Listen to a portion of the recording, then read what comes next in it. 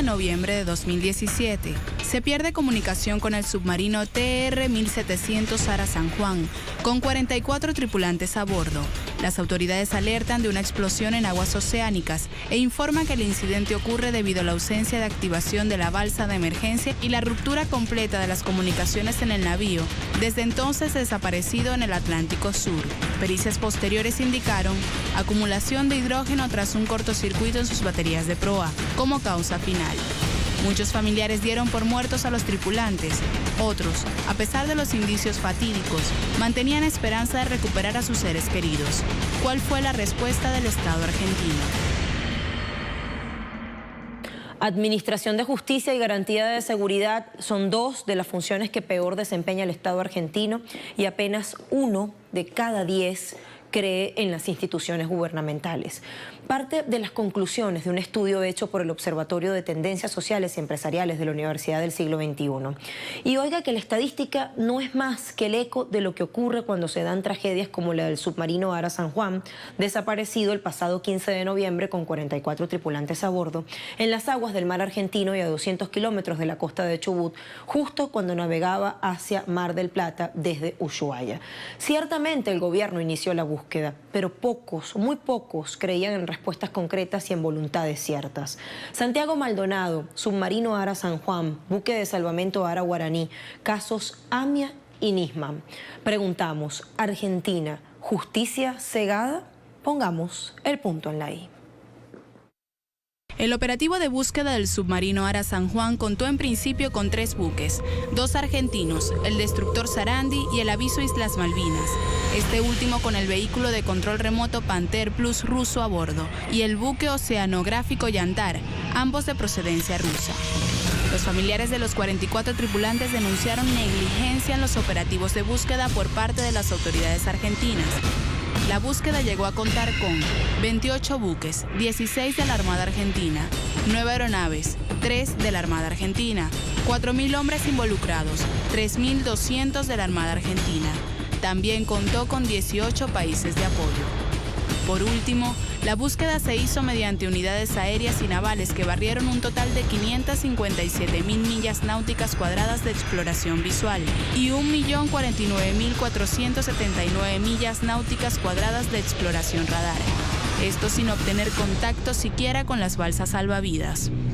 La Armada finalmente descartó encontrar con vida a la tripulación y concentró sus esfuerzos en rescatar la nave, un submarino construido en Alemania en la década de los 80. Politización de la justicia, justicia viciada. En 1958 hubo una tragedia similar a la del Ara San Juan. La desaparición del buque de salvamento Ara Guaraní R7, hundido en aguas cercanas a Tierra del Fuego. Y otro punto en común, aparte del hecho en sí mismo, ha sido o fue la respuesta del Estado.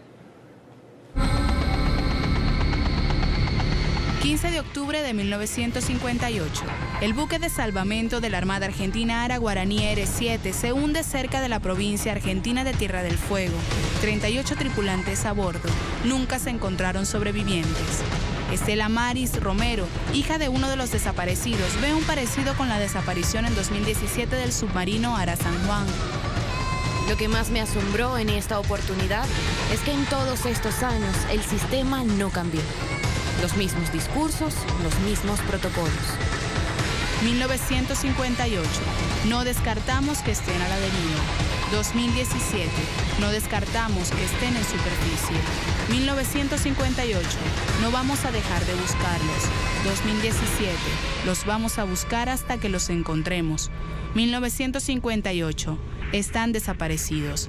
2017. Están desaparecidos. El tiempo tapa todo y como el sistema y el protocolo lo manda, vendrán las misas de cuerpo presente con un cajón disfrazado de negro y la declaración de héroes, el ascenso al grado inmediato superior, certificados, honores y etcétera. Así lo describía la hija de un desaparecido en el caso de 1958. Nos preguntamos, ¿qué pasa con la justicia? Preciso analizar. Les presento quién nos va a acompañar luego de una pequeña pausa. Eduardo Barcesat. Se trata de un abogado constitucionalista argentino, defensor de derechos humanos. Es él, nos espera unos minutitos, pausamos si le parece y venimos para seguir poniendo el punto en la I. Madres peregrinando por oficinas. No hay cuerpo, no hay muerto. No hay muerto, no hay viuda. No hay viuda, no hay pensión, porque hay presunción de fallecimiento, y eso lleva años. Estela Maris Romero, hija de marinero desaparecido en el hundimiento del buque de salvamento Ara Guaraní R7.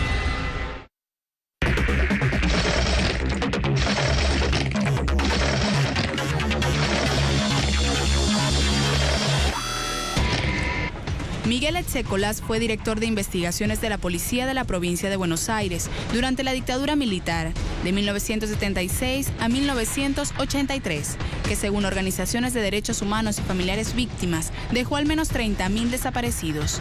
En 1985, Etxecolás fue juzgado a 23 años de prisión, pero no cumplió debido a la ley de libertad por la aplicación de la ley de obediencia debida. Condenando a Miguel Osvaldo Etxecolás de las demás condiciones personales consignadas en el exordio a la pena de prisión perpetua, inhabilitación absoluta y perpetua. En marzo de 2016, Etxecolás fue condenado a 25 años de prisión por el secuestro y desaparición de jóvenes de la Juventud Peronista en 1977. Y el Tribunal Oral Federal 1 lo condenó a cadena perpetua por sentencias anteriores sobre robo de niños. Etxecolás de su sentencia, escribió en una nota Jorge Julio López, el nombre del único desaparecido de la dictadura y de la democracia, luego de declarar y ser testigo clave para condenar a Etxecolás. El único desaparecido de la dictadura y en democracia, luego de declarar y ser testigo clave para condenar en una casa de Bosque Peralta Ramos por condiciones de salud. Esto fue repudiado hasta por su propia hija. Desde entonces, ha recibido en varias ocasiones escraches por parte de otros ciudadanos. Jorge Luis López sigue desaparecido. Justicia.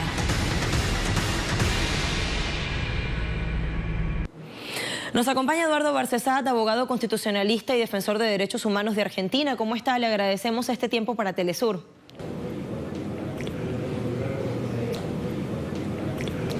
Buenas tardes, mi saludo para toda la audiencia de Telesur.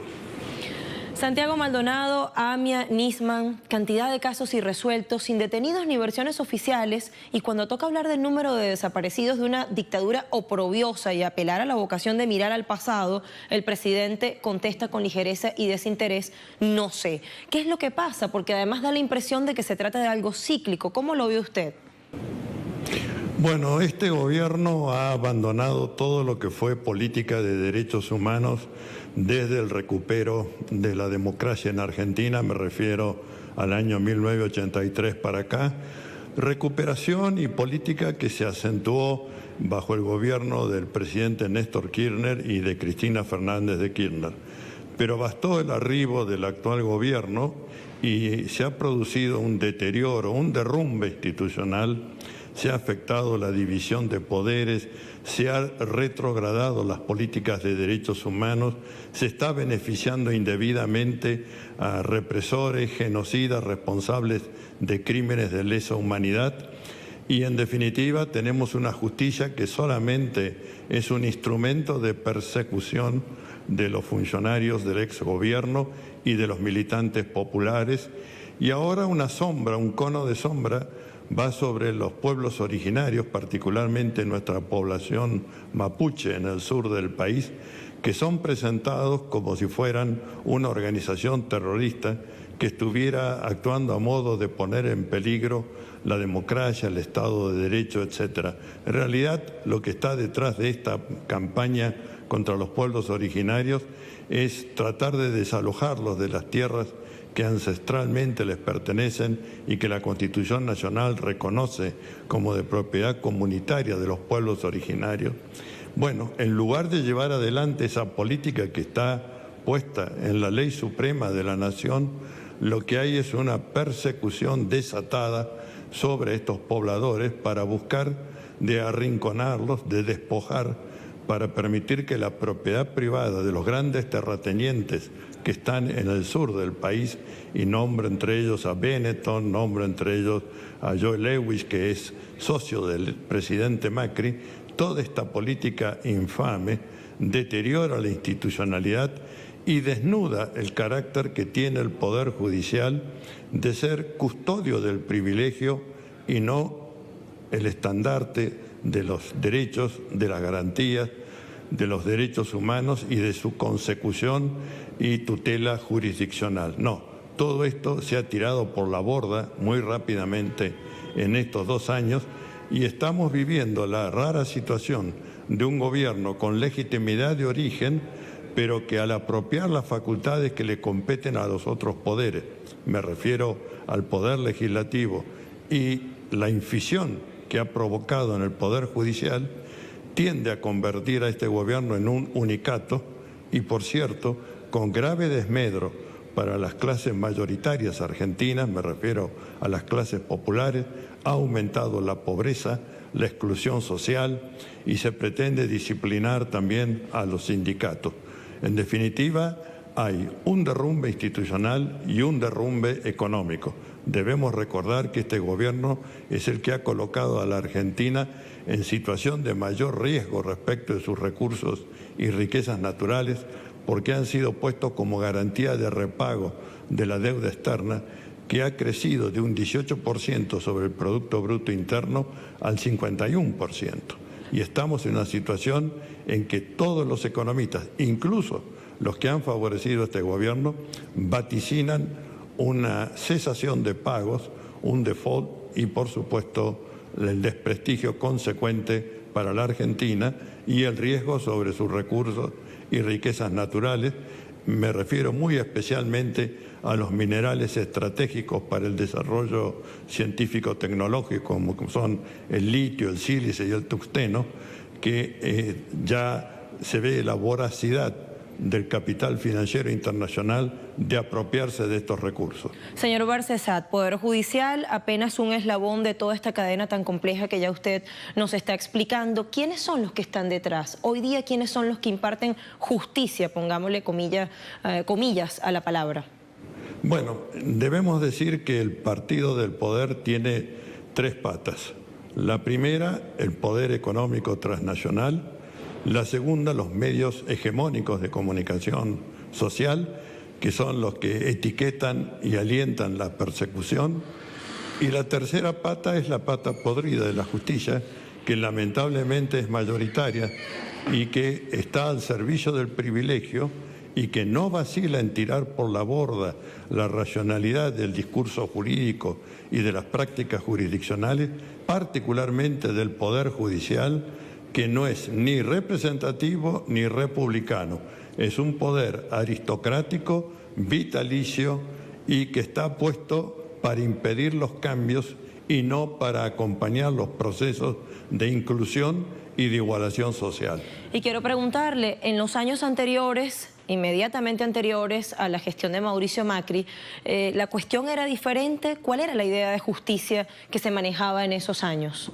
Bueno, yo diría que en materia de libertades civiles y políticas fue ejemplar y que en materia de derechos económicos, sociales y culturales hubo avances, lamentablemente creo que no lo suficientes para consagrar este derecho de autodeterminación de los pueblos, que implica también independencia económica y resguardar la titularidad de los pueblos, que así está puesta en los pactos internacionales de Naciones Unidas sobre derechos civiles y políticos y derechos económicos, sociales y culturales, recursos y riquezas que son de titularidad de los pueblos, no de los estados, no de los gobiernos, sino de los pueblos. De modo que la prosecución de lo que era el proyecto nacional y popular tendrá que tener en cuenta la efectividad de estas cláusulas, me refiero al derecho de autodeterminación, a la independencia económica, a la titularidad de los pueblos sobre sus recursos y riquezas naturales, para que sean el soporte jurídico del proceso de transición hacia un sistema de igualación, de inclusión social y además de independencia y de resguardo de la soberanía argentina, que en este momento se encuentra enajenada, no solamente en la parte territorial ocupada por un usurpante, me refiero a las Islas Malvinas y del Atlántico Sur, sino que hemos enajenado nuestra soberanía legislativa y jurisdiccional mediante los convenios de la deuda externa que nos someten atados de pies y manos a la voluntad y voracidad de los fondos buitres y del capital financiero internacional. ¿Qué sería de ese sistema judicial que se ha manifestado abiertamente a favor de los intereses de los poderosos sin los medios, sin la mediática tradicional?